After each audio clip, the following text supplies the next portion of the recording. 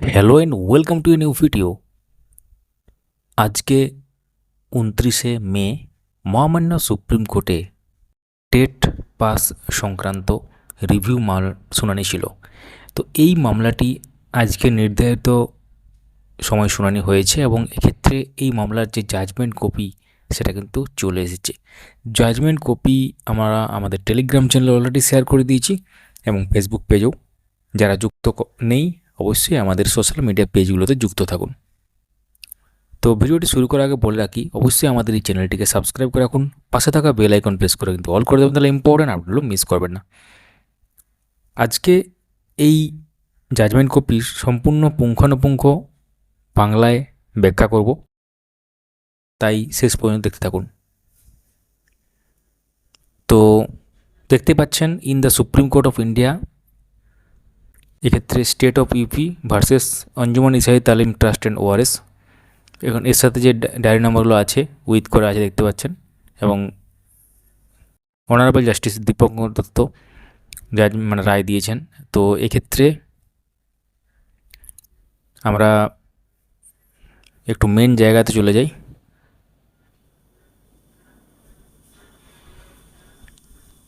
তো এখানে 1 নম্বরে কী আছে,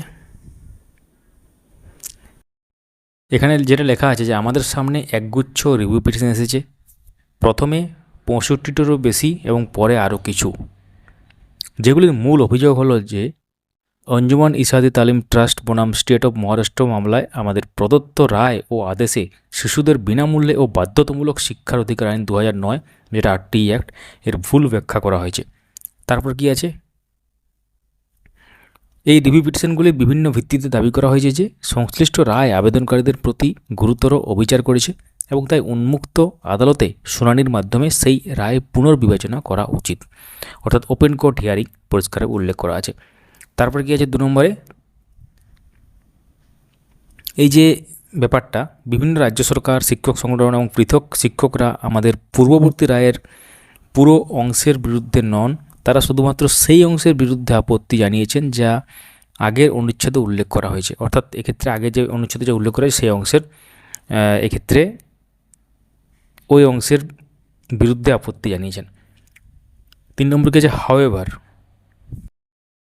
এখানে যে ব্যাপারটা বলা হচ্ছে সম্পূর্ণতার স্বার্থে আমরা উল্লেখ করছি যে অঞ্জুমান মামলায় সংবিধান অনুচ্ছেদ 21A এবং প্রাসঙ্গিক আইনসমূহ বিশদে বিবরণ, অর্থাৎ এখানে বিশ্লেষণ করে আমরা সিদ্ধান্ত নিয়েছিলাম যে, অর্থাৎ যে সিদ্ধান্ত নেওয়া হয়েছিল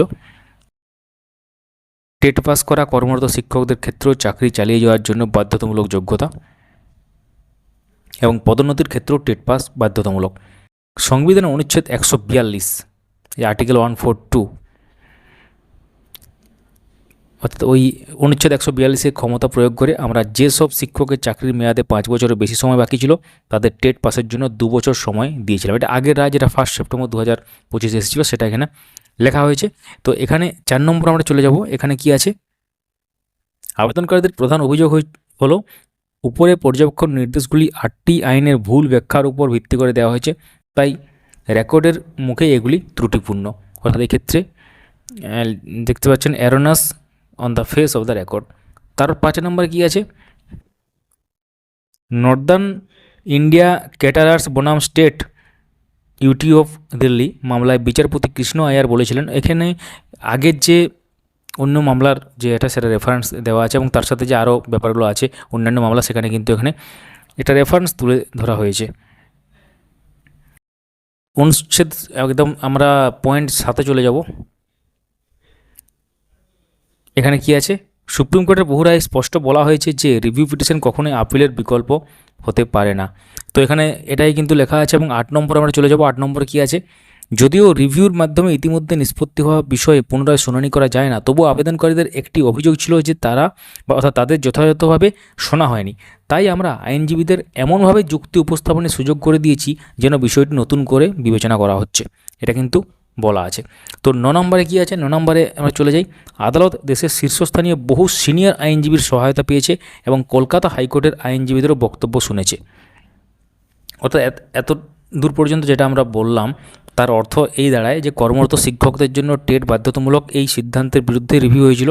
সুপ্রিম কোর্ট বলেছে রিভিউ আপিল নয়। আদালত বিষয়টি পুনরায় শুনেছে কিন্তু পূর্ববর্তী সিদ্ধান্তকে ভুল বলে মনে করেনি। টেট বাধ্যতামূলক করার মূল নীতি বহাল রয়েছে। তো এরপর আমরা চলে যাব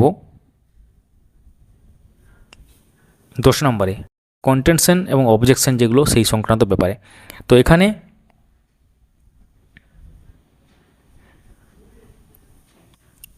কি আছে, আবেদনকারীরা এনসিটির 23 আগস্ট 2010-এর বিজ্ঞপ্তির উপর নির্ভর করেন এবং বলেন যে ওই বিজ্ঞপ্তি আগের শিক্ষকদের ন্যূনতম যোগ্যতার অর্জন থেকে অব্যাহতি দিয়েছিল। অর্থাৎ এক্ষেত্রে পরিষ্কারভাবে উল্লেখ করা আছে, the provision of the RT act which came into force from 1 April 2010 together with the amendment introduced by the amendment act of 2017 cannot be applied retrospectively to teachers who had been appointed prior to the said date। তো এখানে গুরুত্বপূর্ণ যে ব্যাপার সেটা লেখা আছে, অর্থাৎ RT আইন যা 1 এপ্রিল 2010 থেকে কার্যকর হয়েছে এবং 2010 সালের সংশোধনী আইন এগুলোকে 1 এপ্রিল 2010-এর আগে নিয়োগপ্রাপ্ত শিক্ষকদের উপর রেট্রোস্পেক্টিভ হিসাবে প্রয়োগ করা যায় না, এটা এখানে লেখা আছে। এবং তারপর কি আছে, এনসিটিই অ্যাক্ট বি নাম্বারে দেখতে পাচ্ছেন এখানে বিএ, এনসিটি অ্যাক্ট 1993 ধারা 12 এর প্রথম প্রভিশন অনুসারে 2011 সালের এনসিটি সংশোধনী কার্যকর হওয়ার আগে নিয়োগপ্রাপ্ত শিক্ষকদের শুধুমাত্র এনসিটি নির্ধারিত যোগ্যতা না থাকার কারণে চাকরি থেকে সরানো যাবে না। তারপরে সিতে কি আছে, কর্মরত শিক্ষকদের জন্য টেট বাধ্যতামূলক করা অন্যায্য ও অযৌক্তিক, কারণ তারা তখনকার প্রচলিত নিয়ম অনুযায়ী নিয়োগ পেয়েছিলেন যখন টেট আবশ্যিক ছিল না, কিন্তু রাজ্যে তাদের স্পষ্ট ছাড়ও দেওয়া হয়েছিল। তারপরে আমরা দেখে নিই এনসিটি 23 আগস্ট যে ব্যাপারটা আছে 2010-এর ব্যাপারটা, এনসিটি 23 আগস্ট 2010-এর বিজ্ঞপ্তির এক্ষেত্রে 4C যেটা আছে অনুচ্ছেদ অনুসারে ওই বিজ্ঞপ্তি জারির আগে নিয়োগপ্রাপ্ত শিক্ষকদের টেট সহ ন্যূনতম যোগ্যতা অর্জনের বাধ্যবাধকতা থেকে অব্যাহতি দেওয়া হয়েছিল। তারপরে কি আছে, ই নাম্বারে দেখতে পাচ্ছেন এখানে ফাইনালি, কিন্তু আবেদনকারী বলেছেন অঞ্জুমান মামলায় টেট পাসের জন্য দেওয়া 2 বছরের সময়সীমা খুব কম, তাই সময় বাড়ানো হোক। তারপর এখানে অ্যানালিসিস অ্যান্ড ডিসিশন এবং এখানে বলা হয়েছে যে পিটিশনারদের বক্তব্য মানে বেশি সময় ধরে শোনা হয়েছে, অ্যাট লেন্থ দেখতে পাচ্ছেন। এবং তারপর আছে বিভিন্ন ধরনের যে ব্যাপার, এবং তারপর এক্ষেত্রে গুরুত্বপূর্ণ ব্যাপার যে applicability of the RT act weather retrospective. তো এখানে আরটি আইন কি রেট্রোস্পেক্টিভ হিসাবে কাজ করে বা পশ্চাৎ প্রযোজ্য, মানে যে একটা ব্যাকে গিয়ে কাজ হবে আর কি, এক কথায় মানে টাইম ট্রাভেল করে কাজ হবে আর কি, পাস্টে গিয়ে, সেই টাইপের বুঝতে যদি কারো অসুবিধা হয় জিনিসটা ওইভাবে বললাম আর কি। তো আরটি অ্যাক্ট এখানে আরটি আইন কি পশ্চাৎ প্রযোজ্য, 12 নম্বরে কী আছে সহজভাবে বললে এই দাঁড়ায়, আবেদনকারীদের প্রধান যুক্তি ছিল যে আরটি আইন বা 2017 সালের সংশোধনী আইনকে কর্মরত শিক্ষকদের উপর পশ্চাৎ প্রযোজ্যভাবে বা রেট্রোস্পেক্টিভভাবে প্রয়োগ করা যায় না। তাদের বক্তব্য ছিল যে শিক্ষকরা তৎকালীন নিয়ম অনুযায়ী বৈধভাবে নিয়োগ প্রাপ্ত হয়েছেন, তাদের পরবর্তীকালে টেট না থাকার কারণে অযোগ্য বলা যায় না। 13 নম্বরে কী আছে, আবেদনকারীরা এনসিটির 23 আগস্ট 2010-এর বিজ্ঞপ্তির উপর নির্ভর করেন এবং বলেন যে ওই বিজ্ঞপ্তি আগের শিক্ষকদের ন্যূনতম যোগ্যতা অর্জন থেকে অব্যাহতি দিয়েছিল। 14 নম্বরে আদালত বলেছে এই যুক্তি গ্রহণযোগ্য নয়, কোনো বিজ্ঞপ্তি বা সাবঅর্ডিনেট লেজিসলেশন মূল আইনের উপরে স্থান পেতে পারে না, তাই ব্যাখ্যার ভিত্তি হবে আরটি আইন নিজেই। 15 নম্বরে কী আছে, আদালত আরটি আইনের ধারা 23 পুনরায় উদ্ধৃত করেছে, অর্থাৎ যে আইনটা ছিল এবং সেই আইন অনুসারে ধারা 23(1) অনুসারে যেটা দেখতে পাচ্ছেন 1 নম্বরে আছে 23,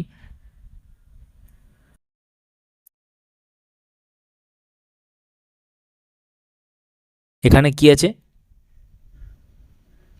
এনি পারসন যেটা আছে ওই জায়গাটা দেখুন, কেন্দ্র সরকার কর্তৃক অনুমোদিত একাডেমিক কর্তৃপক্ষ যে ন্যূনতম যোগ্যতা নির্ধারণ করবে সেই যোগ্যতা থাকলেই কেউ শিক্ষক পদে নিয়োগের জন্য যোগ্য হবেন। তারপর প্রথম প্রভিসো কী বলছে, এখানে যেটা পরিষ্কারভাবে উল্লেখ করা আছে, সেখানে কি আছে, আরটি আইন চালু হওয়ার সময় যেসব শিক্ষক ন্যূনতম যোগ্যতা অর্জন করেননি তাদের 5 বছরের মধ্যে সেই যোগ্যতা অর্জন করতে হবে। দ্বিতীয় প্রভিসো কী বলছেন, 31শে মার্চ 2015 পর্যন্ত কর্মরত কিন্তু ন্যূনতম যোগ্যতাবিহীন শিক্ষকদের 2017 সালের সংশোধনী আইনের পরবর্তী 4 বছরের মধ্যে যোগ্যতা অর্জন করতে হবে। এটা আরটি যে অ্যাক্ট অর্থাৎ আরটি আইনের যে ধারা 23 তার মধ্যে কিন্তু এগুলো আছে, এগুলো এখানে দেওয়া আছে, কারণ এর সাথে রিলেটেড ম্যাটারটা, সেই জন্য অবশ্যই আরটি আইনটা খুবই গুরুত্বপূর্ণ এখানে, সেই জন্য ওটা দেওয়া আছে। তো 16 নম্বর আমরা চলে যাব। আদালত উল্লেখ করেছে যে ধারা 23(1) এ এনি পারসন শব্দ ব্যবহার করা হয়েছে, কিন্তু প্রভিসোগুলিতে টিচার এবং এভরি টিচার শব্দ ব্যবহার করা হয়েছে। তো আইন প্রণেতা ইচ্ছাকৃতভাবে এই ভিন্ন শব্দ ব্যবহার করেছেন। তো এখানে 17 নম্বর কী আছে,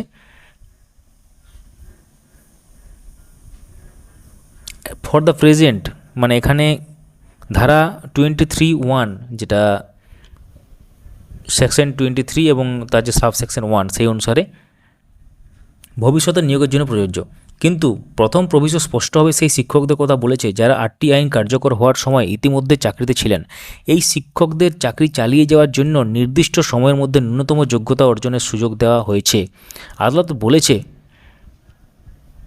এতেই স্পষ্ট যে 2009 সাল থেকেই সংসদের উদ্দেশ্য ছিল কর্মরত শিক্ষকদেরও ন্যূনতম যোগ্যতা অর্জন করতে হবে।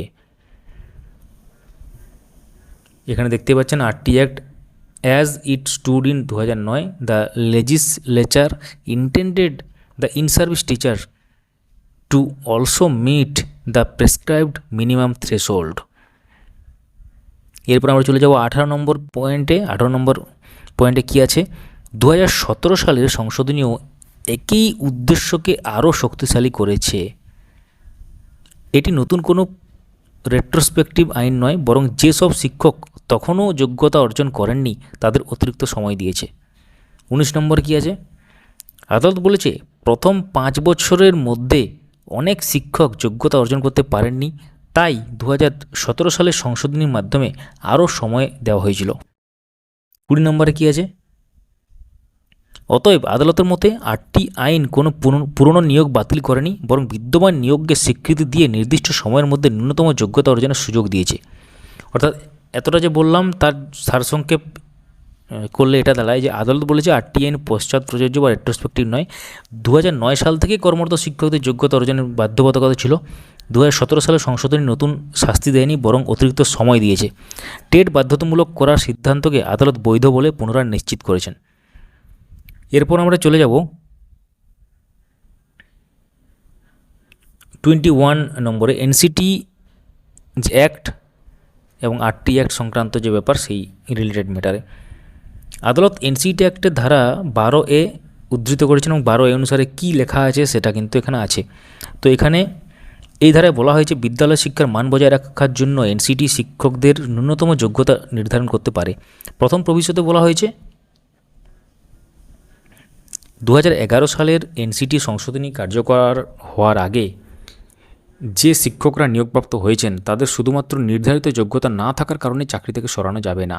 তবে দ্বিতীয় প্রভিসোতে বলা হয়েছে এই শিক্ষকদেরও এনসিটি আইন বা আরটি আইনে নির্ধারিত সময়ের মধ্যে প্রয়োজনীয় যোগ্যতা অর্জন করতে হবে।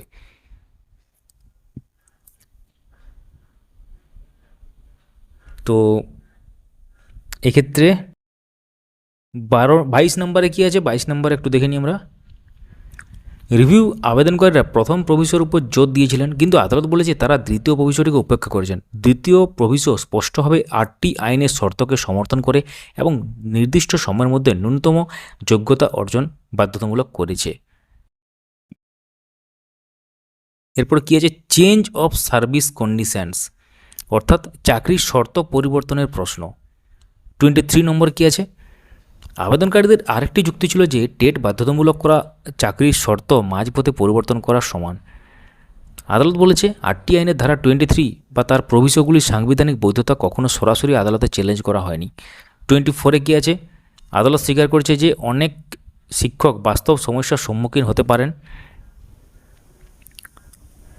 তবুও শুধুমাত্র অনিশ্চয়তা বা আশঙ্কার কারণে আদালত তার পূর্ববর্তী সিদ্ধান্ত বদলাতে পারে না। আদালত পুনরায় বলেছেন টেট শুধুমাত্র একটি যোগ্যতা শর্ত নয়, এটি সংবিধানের অনুচ্ছেদ 21A অনুযায়ী মানসম্মত শিক্ষার অধিকারের সঙ্গে যুক্ত একটি সাংবিধানিক প্রয়োজনীয়তা। 25-এ একটু দেখে নিই। যেহেতু আদালতের মতে যেহেতু আইনটি শিক্ষকদের পর্যাপ্ত সময় দিয়েছে এবং শিক্ষার মান উন্নয়নের জন্য এই ব্যবস্থা নেওয়া হয়েছে, তাই এটিকে চাকরির নতুন শর্ত আরোপ বলা যায় না। এরপর আছে public interest ramifications of displacement of teachers, জনস্বার্থ ও শিক্ষকদের চাকরি। 26-এ কী বলা আছে? 26কে যদি সহজভাবে বাংলায় বলা যায় পুরো অনুচ্ছেদটাকে, তাহলে এরকম হয়। বিভিন্ন রাজ্য সরকার যুক্তি দিয়েছিল যে টেট বাধ্যতামূলক করলে বহু শিক্ষক চাকরি হারাতে পারেন, ফলে শুধু শিক্ষকদের নয়, শিক্ষা ব্যবস্থা ক্ষতি হবে এবং শিশুদের পড়াশোনা ব্যাহত হতে পারে। তারপর 27 আমরা দেখে নিই। আদালত বলেছে আরটি আইন কার্যকরের পর 15 বছরেরও বেশি সময় পার হয়ে গেছে। একজন শিক্ষকের টেট পাস করার জন্য এই সময় যথেষ্টরও বেশি। আঞ্জুমান মামলায় আদালত বাস্তব পরিস্থিতি বিবেচনা করে অতিরিক্ত 2 বছর সময় দিয়েছিল, তবুও আবেদনকারী বলেছেন সেটা যথেষ্ট নয়। এখানে দেখতে পাচ্ছেন নট সাফিসিয়েন্ট আছে। এবার 28 নম্বর আমরা চলে যাব, কী আছে লেখা? আদালত বলেছে যদি হাজার হাজার শিক্ষক চাকরি হারাতে পারেন এই যুক্তিতে আঞ্জুমান মামলার রায় কার্যকর না করা হয়, তাহলে টেট অযোগ্য শিক্ষকরা অনির্দিষ্টকাল চাকরি থেকে যাবেন। এর ফলে ভবিষ্যৎ প্রজন্মের শিক্ষার মান ক্ষতিগ্রস্ত হবে। আরটি আইন শিশুকেন্দ্রিক আইন, শিশুদের শিক্ষা ভবিষ্যতের বিনিময়ে শিক্ষকদের চাকরি রক্ষা করা যায় না। এরপর আমরা চলে আসি ফাইন্ডিংসে, এবং কী আছে লেখা সেখানে? পূর্ববর্তী রায়ে এমন কোনো স্পষ্ট ভুল নেই যা রিভিউ করার প্রয়োজন তৈরি করে। অতএব রিভিউ পিটিশন বা রিভিউ আবেদনকারীরা চাওয়া অনুযায়ী কোনো স্বস্তি পাওয়া অধিকারী নন, অর্থাৎ not entitle to any relief as prayed for. The conundrum, সমস্যার দিক। 30 নম্বর পয়েন্টে কী আছে? আদালত বলেছে আইনকে বাস্তববাদী হতে হবে। ন্যায় বিচার ও কারিগরি ব্যাখ্যার মধ্যে সংঘর্ষ হলে ন্যায় বিচারকে অগ্রাধিকার দেওয়া উচিত। 31 আমরা চলে যাব। আদালত নিজেই প্রশ্ন তুলেছে যদি অনেক শিক্ষক চাকরি হারান এবং তার ফলে শিশুদের শিক্ষা ক্ষতিগ্রস্ত হয়, তাহলে কি আদালতে কিছু করার আছে? আদালত বলেছে টেটে বাধ্যবাধকতা কমানো যাবে না, কিন্তু বাস্তব পরিস্থিতির কথা উপেক্ষা করা যায় না। এরপর কি আছে? The relief. রিলিফের জায়গাটা খুবই ইম্পর্ট্যান্ট, মানে প্রদত্ত স্বস্তি বা যেটা স্বস্তির খবর আর কি কোথায়। 32টা আমরা দেখে নিই। শিশুদের প্রাথমিক শিক্ষার ধারাবাহিকতা বজায় রাখার স্বার্থে আদালত সীমিত স্বস্তি দেওয়ার সিদ্ধান্ত নিয়েছে। 33-তে কী বলা আছে? এখানে ওই যে 1 বছর বাড়ানো হয়েছে ওটা লেখা আছে। সংবিধানের অনুচ্ছেদ 142-এ ক্ষমতা প্রয়োগ করে বা ব্যবহার করে আদালত পূর্ববর্তী রায়ে দেওয়া 2 বছরের সময়সীমা বাড়িয়ে 3 বছর করেছে, অর্থাৎ 31শে আগস্ট 2027-এর পরিবর্তে 31শে আগস্ট 2028-এর মধ্যে টেট পাস করতে হবে। 34-এ কী আছে? আদালত আরও বলেছে এখানে যে রাজ্য সরকার ও সংশ্লিষ্ট কর্তৃপক্ষের উচিত নিয়মিত টেট পরীক্ষা নেওয়া, সম্ভব হলে বছরে 2 বার পরীক্ষা নেওয়া উচিত এবং 2 পরীক্ষার মধ্যে প্রায় 6 মাস ব্যবধান রাখা উচিত, যেটা সেন্ট্রাল টেটে হয়ে থাকে। এটা কিন্তু খুবই ভালো খবর। এটা শুধুমাত্র ইন সার্ভিস টিচারদের জন্য নয়, অ্যাজ ওয়েল অ্যাজ যারা চাকরি প্রার্থী তাদের জন্য গুরুত্বপূর্ণ। এই জায়গাটা আমি আবার বলছি, যেটা লেখা আছে এখানে টোয়াইস এভরি ইয়ার, তার মানে এখানে সম্ভব হলে বছরে 2 বার পরীক্ষা নেওয়া উচিত, অর্থাৎ টেট নেওয়া উচিত, এবং 2 পরীক্ষার মধ্যে প্রায় 6 মাস ব্যবধান রাখা উচিত। মানে বছরে 2টো করে সুযোগ থাকবে, চাকরি প্রার্থীদের জন্যও থাকবে এবং তাছাড়া যারা টেট পাস করতে পারেনি তাদের ক্ষেত্রেও কিন্তু সুযোগ থাকছে। তার মানে এই যে যা সময় আছে, বছরে যদি 2টো করে টেট হয় তাহলে অনেকগুলো টেট তারা পাচ্ছে। যদি একটা টেটে কেউ পাস করতে না পারেন, পরবর্তী 6 মাস পর আবার একটা টেট হবে, সুবিধা হবে। এরপর আসি কনক্লুশন, বা এক্ষেত্রে কী উপসংহার বলা যায়, বা এক্ষেত্রে কী ব্যাপার উঠে এলো? শুধুমাত্র সময়সীমা 2 বছর থেকে 3 বছর করার পরিবর্তন ছাড়া বাকি সব বিষয়ে রিভিউ পিটিশন খারিজ করা হয়েছে। অর্থাৎ এই যে রায়, এই রায়ে রিভিউ পিটিশন যে করা হয়েছিল, তার ফলে একটাই এখানে সুবিধা পাওয়া গেলো, সেটা হচ্ছে 1 বছর সময় বৃদ্ধি করা হলো। 2 বছরের সময় দেওয়া হয়েছিল 1 সেপ্টেম্বর 2025 যে রায় হয়েছিল, তারপর আজকে যে 29শে মে যে রায় দেওয়া হলো, তাতে কিন্তু এটা 1 বছর বাড়িয়ে 3 বছর করা হলো। অর্থাৎ 31শে আগস্ট 2028 পর্যন্ত সময় পাওয়া গেলো টেট পাস করার। তাহলে রায়ের সবথেকে 5টি গুরুত্বপূর্ণ পয়েন্ট কী কী? 1 নম্বর পয়েন্ট, কর্মরত শিক্ষকদের জন্য টেট বাধ্যতামূলক, এই সিদ্ধান্ত বহাল রাখা হয়েছে। 2 নম্বর, টেট পাস না করলে চাকরি চালিয়ে যাওয়া যাবে না। 3 নম্বর, পদোন্নতির জন্য টেট বাধ্যতামূলক। 4 নম্বর, সময়সীমা 31শে আগস্ট 2028 পর্যন্ত বাড়ানো হয়েছে। 5 নম্বর, আদালত চেয়েছে টেট বছরে 2বার করে অনুষ্ঠিত হোক। তো পুরো লাইন বাই লাইন আমরা ইংরেজি থেকে বাংলা একদম আপনাদের সামনে সহজভাবে রাখলাম। আশা করি বুঝতে কোনো অসুবিধা হয়নি। সম্ভবত ফার্স্ট অন ইউটিউব এরকম ধরনের পুরো বাংলাতে ব্যাখ্যা করা হলো, কারণ বিভিন্ন সময়ে আপনারা দেখে থাকবেন যে পুরো রায়টাকে 1-2 লাইনে হয়তো সারাংশ বলা হয়ে থাকে, কিন্তু এক্ষেত্রে আমরা এইভাবে করলাম। তো এইভাবে আমরা পরবর্তী ক্ষেত্রে যে জাজমেন্ট কপিগুলো আসবে বা বিভিন্ন রায়ের কপিগুলো আসবে, এইভাবেই করব, না পুরো যে সারাংশ সেটা 2-4 লাইনে বলে দেবো? কোনটা আপনারা প্রেফার করেন? পরবর্তী সময় কিন্তু সেটাই আসবে। এবং তাছাড়াও এই রায়ের আরেকটা মানে অন্য ভিডিও আসবে যদি সম্ভব হয়, এবং সেটা সংক্ষিপ্ত আকারে আমরা আনার চেষ্টা করব যদি আপনারা চান। তো কমেন্টে লিখুন যে এইভাবে বিস্তারিতভাবে আপনারা এক্সপ্লেনেশন চান না সংক্ষিপ্তভাবে চান, কোনটা চান। ভিডিওটি লাইক করুন, সবার সাথে শেয়ার করুন। এবং এই রায়টা তো শুনলেন যে কী হয়েছে না হয়েছে।